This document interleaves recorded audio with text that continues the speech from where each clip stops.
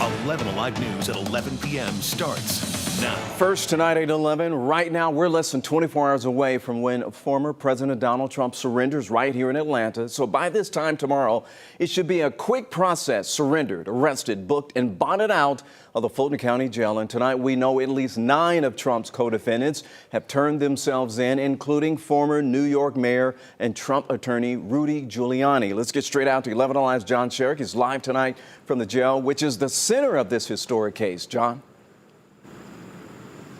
So far, most of the defendants who've turned themselves in here at the jail ahead of the Friday deadline have done so slipping in quietly, uneventfully. Most, but definitely not all.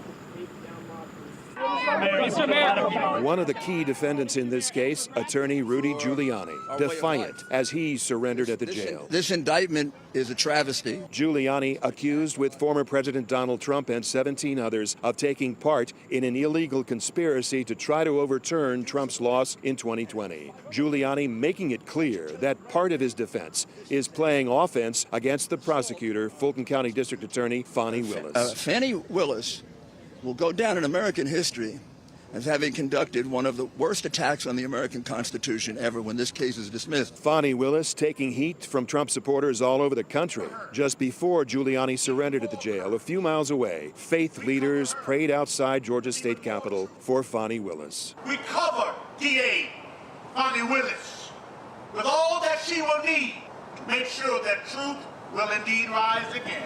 Giuliani had flown to Atlanta from New York on a private jet, and then he stopped at a bail bond business near the Fulton County Jail, along with his attorneys. His bond, $150,000, the second highest of all the defendants. Only Trump's is higher.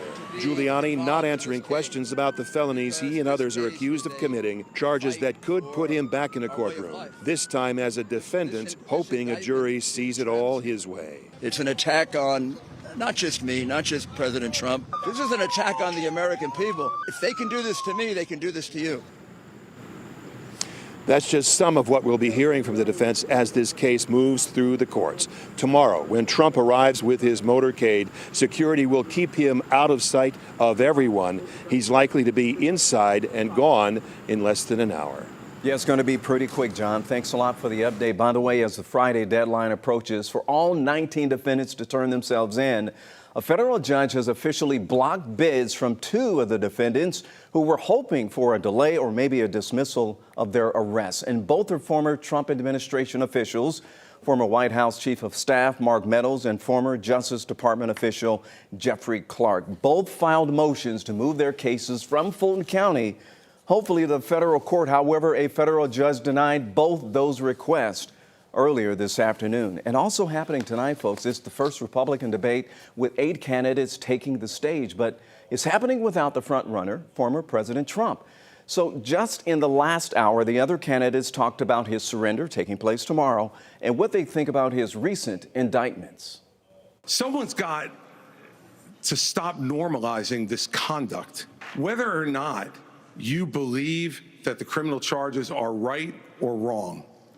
The conduct is beneath the office of President of the United States. We're skating on thin ice, and we cannot set a precedent where the party in power uses police force to indict its political opponents. It is wrong.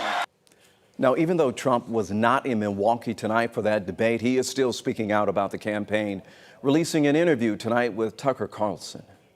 So last question, if you're elected president again, what's your number one priority? When you ran last time, you said, I will build a wall. This time, your bottom line top promise to the country. So you can do numerous things at the same time. Of course. But let's say number one is a border. All right, let's get you outside for a live look right now at Hartsfield-Jackson International Airport, where we anticipate former President Trump will fly in tomorrow afternoon. So from his arrival to the airport and the booking at the jail, the former president's trip to Atlanta is expected to impact traffic in a huge way and could affect your day-to-day when it comes to your routine. If that is a problem for you or your family, 11 Alive's Don White has advice from the experts. We anticipate former U.S. President Donald Trump to arrive here at Hartsfield-Jackson Atlanta International Airport on Thursday and be quickly whisked off to the Fulton County Jail. Big preparations are underway at the world's busiest airport to make sure the former president's arrival goes off without a hitch. From the moment that plane touches down there in Metro Atlanta, there'll be security protocols that would automatically go into place, of course, involving Fulton County Sheriff's Office along with their other federal partners, which would be the Secret Service in this case. Former DeKalb County Public Safety Director Dr. Cedric Alexander encourages people to stay away from interstates from the airport to the Fulton County Jail to avoid a traffic nightmare. Even though it is a former president, there is going to be security measures that's going to take place that certainly could impede a great deal of traffic in and around Metro Atlanta. Criminal defense attorney Meg Strickler says we can learn a lot from what's happened with the other co-defendants. They're going through the front door. So that implies Trump will also go through the front door. And once the former president is inside the jail, if he's going to follow the normal rules, he can do a cash bond. Then you just post it at the jail. So he'll arrange for one of his people to do that for him. He will be fingerprinted. He'll have his mugshot taken. The process itself won't take that long. A Hartsfield-Jackson spokesperson says they are aware Trump may travel through Atlanta on Thursday, and they expect no impacts here at the airport. Dawn White, 11 Alive News. I tell you what, there's a lot to unpack here. A lot of moving parts in this case, but 11 Alive has you covered. Our special live coverage begins tomorrow morning at 4:30, but if you want to get that right now, just text the word RICO to the number on your screen, and we will send a link to several stories from our website. That number right there, 404-885-7600.